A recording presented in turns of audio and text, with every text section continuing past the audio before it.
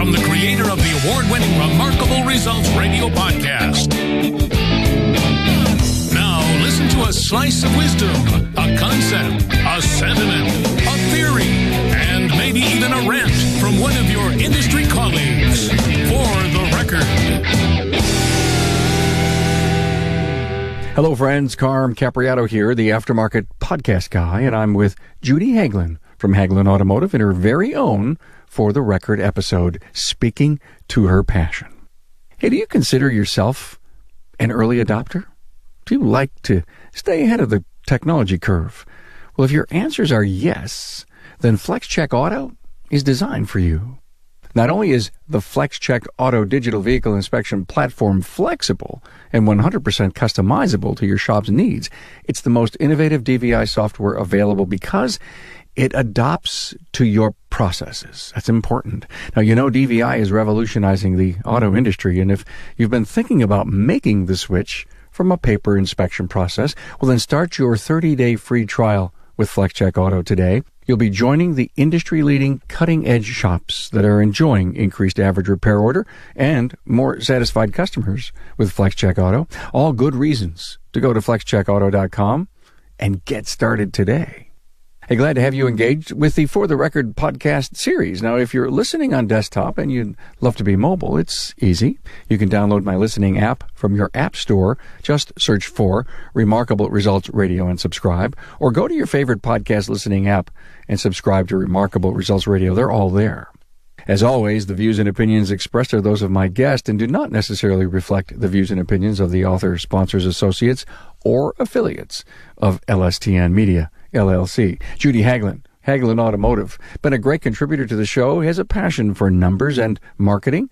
She has a chance to set up why you need to track your marketing efforts and determine which give you the greatest return. She has a few great ideas on how to do it and why tracking and the numbers has helped her marketing investment pay dividends for her.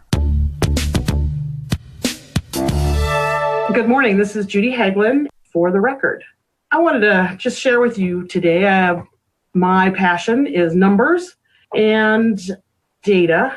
And I also wanted to share power over marketing. Everybody markets. Everybody's out there doing their thing. But the power over marketing is really tracking your data and tracking what you are doing and what people are bringing in and how it's all working. So my challenge, I guess, for you is, and I'm always a challenger, take that idea. Knowledge is great, but putting it into play is that's where the power, the beauty comes in, and that's where you make changes in your business. Know your results and your data, and use that information to move your business forward. Has always been Dana's and my philosophy in our business, and has worked very well for us.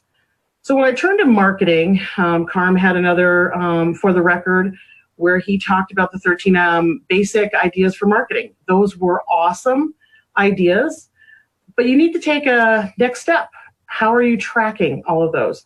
So I'll take an example of, he mentioned BNI as a great place to get new people. If you aren't tracking how many people are coming in and spending money, and if they're coming back for more than one visit, how do you know that's really worth your investment, and are you getting your ROI? So I want to talk about one awesome tool that I have put into play over the last 10 years, and it has given me the power to sit across from any salesperson and say, yes, I like your program. No, it doesn't bring me the ROI. And I turn around and I pull up my source report and I'll say, I spent $1,200 with you last year. And one customer came in, they didn't come back for a second visit. I just don't think I'm going to do that again.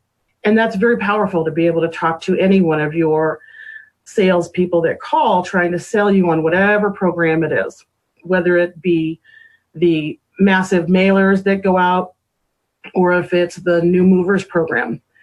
It's great to be able to have that data and to know that you've made the right decision. So starting out, the best way to do this, and I have Mitchell, so I'm going to talk kind of Mitchell, you can do it on pretty much any management software system, is that you put in the customer screen how they found us. And it's a very simple process. You say, Hey, I'm really glad you came in today. How did you find us? What brought you here? How did you get here? They're going to say, oh, a friend. That would be great. That's a friend referral. Or they're going to say, I found you online, or Yelp, or I saw a postcard. I saw your promotion in the grocery store. Wherever and whatever it was, you need to track that source. Then you put that same source into your invoice. And every single time that customer comes in from here on out, you put that source. And the first time is let's say it's a BNI, because we use BNI. It's a BNI. It's a first visit, so it's a BNI first.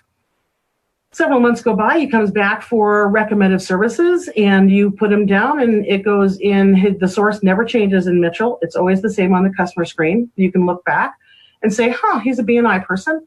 And you look back on his history. He's brought in his car once. It's the second visit, so you choose BNI second.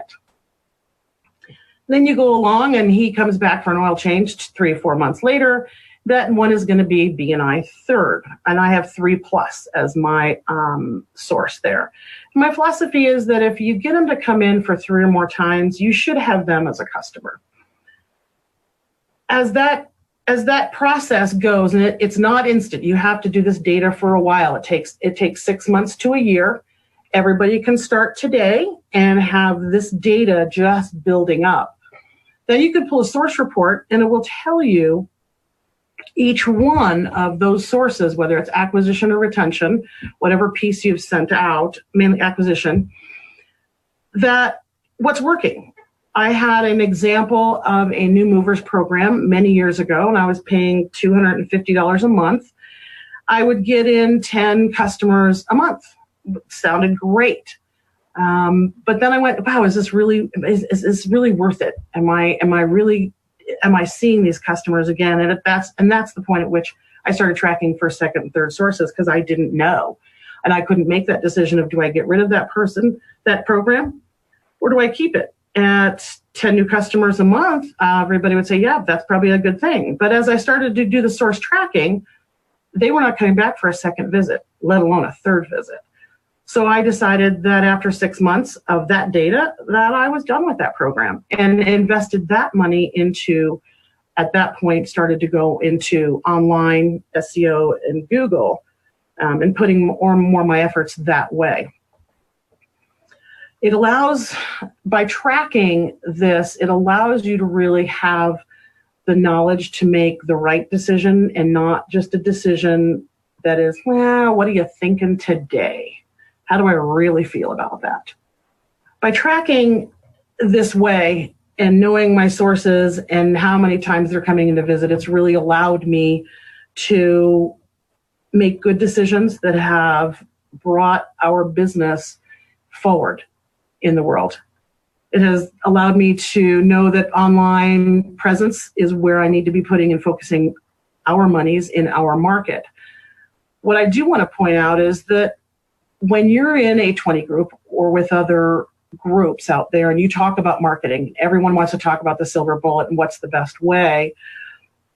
If someone across the country is doing a Mudlick Mail piece or a Shark piece that is working very well for them, that may or may not work for me. You need to know what you try, make sure that you track it, and then make your decision based on your demographics, your people, and who and what customers you really want to bring in. That's gonna take your shop to the next level. So in closing, I just am a firm believer in knowing your data. When you go and you're doing your marketing, there's several numbers, and I'm gonna just throw them out here, and most of you probably know this information. And putting it all together, you can decide whether you need acquisition or retention in your marketing. One is the return on investment. You need to know that any marketing piece, however much money, AAA costs me $12.50 a year. I bring in a whole lot more than that. And that's definitely one that's worth keeping. I had another program where I was spending $3,600 a year, and it was bringing in $5,000. The ROI was not there. I am no longer doing that program. You need to know your one-time visitor percentage, so that you know how many people are not coming back. and visiting. And that could be a huge retention issue you may have at your shop. Is your front staff doing what you need to have done to bring them back? Are they friendly? Is your place clean? All of those major things that don't cost you any money, but figuring out whether or not you have a retention issue there. Frequency. How many times does a customer bring their car in? Is it 2.5 times a year? I know everybody's seeing that decline with the longer oil changes, but how do you keep that number up? What's your new customer percentage? That's a good one for acquisition. Are you at least 20% more, are gaining 20% new customers every year over your database from the actual customers that came in from the year before? The stat is that 10%, you lose 10% every year due to death, people moving, just going away. And if you're not building over that 10%, you're going the wrong direction. Got to know what your car count is, what you can handle, your labor hours per ticket, and your labor hours produced, and then what's your labor hour inventory is one of the other big numbers that I've trended towards as far as knowing what my capacity is, and then how many cars I can handle. And then that'll decide whether I need to do more acquisition or retention marketing based on those numbers. So with all of that being said, I think the couple key points that I'd really like to just reiterate is, in order to have power over marketing and the decisions that you make in the monies that you spend in that marketing and what it brings in, I would suggest that you look at doing some source tracking using your first, second, and 3+ visits, so that you know what the data is, you know what the average RO is, you know if that's the right marketing that's bringing in the correct customer for your shop. And I'd also like to leave you with that knowledge is power. I totally agree with that. But I also believe that knowledge that you have, if you don't put it into play and make changes in your shop, that knowledge just sits on the shelf and you don't make any motions forward. I am definitely passionate about the data and your numbers.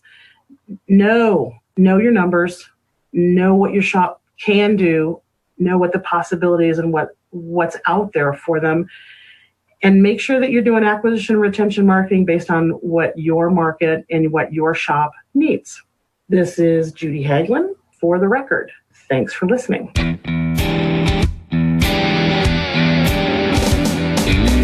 Thanks for listening to For the Record from Remarkable Results Radio.